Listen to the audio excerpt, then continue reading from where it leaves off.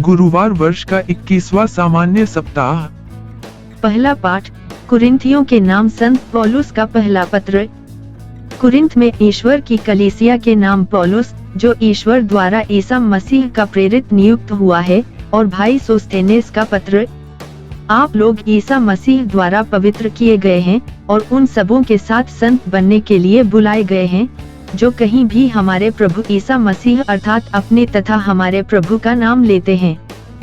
हमारा पिता ईश्वर और प्रभु ईसा मसीह आप लोगों को अनुग्रह तथा शांति प्रदान करें। आप लोगों को ईसा मसीह द्वारा ईश्वर का अनुग्रह प्राप्त हुआ है। इसके लिए मैं ईश्वर को निरंतर धन्यवाद देता हूँ।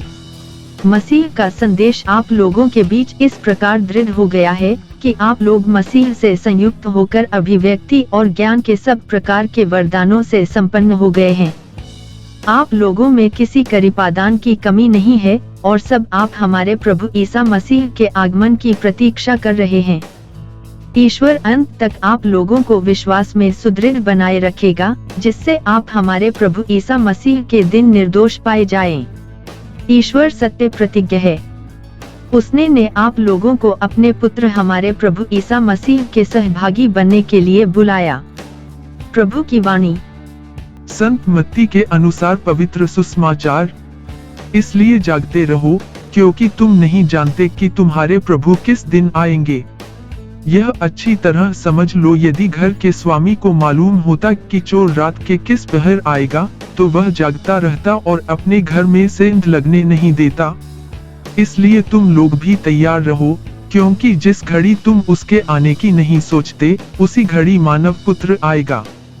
कौन ऐसा ईमानदार और बुद्धिमान सेवक है, जिसे उसके स्वामी ने अपने नौकर चाकरों पर नियुक्त किया है, ताकि वह समय पर उन्हें रसद बांटा करे। धन्य है वह सेवक, जिसका स्वामी आने पर उसे ऐसा करता हुआ पाएगा। मैं तुम लोगों से यह कहता हूँ, वह उसे अपनी सारी संपत्ति पर नियुक्त करेगा।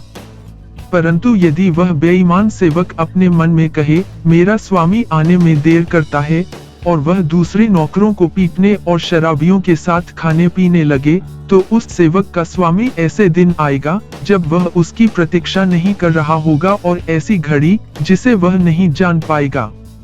तब वह स्वामी उसे कोड़े लगवाएगा और ढोंगियों का दंड देगा। वहां वे लोग रोएंगे और दांत पीसते रहेंगे। प्रभु का सुसमाचार। चिंतन। जागते रहो, ये आज हमारे लिए यीशु के वचन हैं। वह हमें बताते हैं कि हम उस दिन या समय को नहीं जानते जब प्रभु हमारे पास आएंगे। सुसमाचार में यीशु हमारे सामने दो प्रकार के सेवकों को प्रस्तुत करता है, ईमानदार और बेईमान सेवक। पहला सेवक मालिक द्वारा उसकी देखभाल के लिए सौंपी गई जिम्मेदारी को जानता है। वह इसे बेहद प्यार और जिम्मेदारी की भावना के साथ निभाते हैं। इस संदर्भ में प्रेम और जिम्मेदारी के तत्व सेवक और स्वामी के बीच विश्वास के अपरिहार्य तत्व के साथ साथ चलते हैं। प्रेम वह प्रेरक शक्ति थी जिसने पहले सेवक को अपने स्वामी की अनुपस्थिति में अपनी जिम्मेदारी निभाने के लिए प्रेरित किया, जबकि दूसरा सेवक स्वामी द्वारा सौंपे गए अपने उत्तरदायित्व को जानता है, परंतु स्वामी की अनुपस्थिति का लाभ उठाता है और स्वामी के प्रेम और विश्वास की परवाह किए बिना लापरवाह जीवन जीने लगता है। दूसरा नौकर स्वामी के साथ आपसी तालमेल की कमी के कारण जिम्मेदारी से अपना काम पूरा करने में विफल रहा।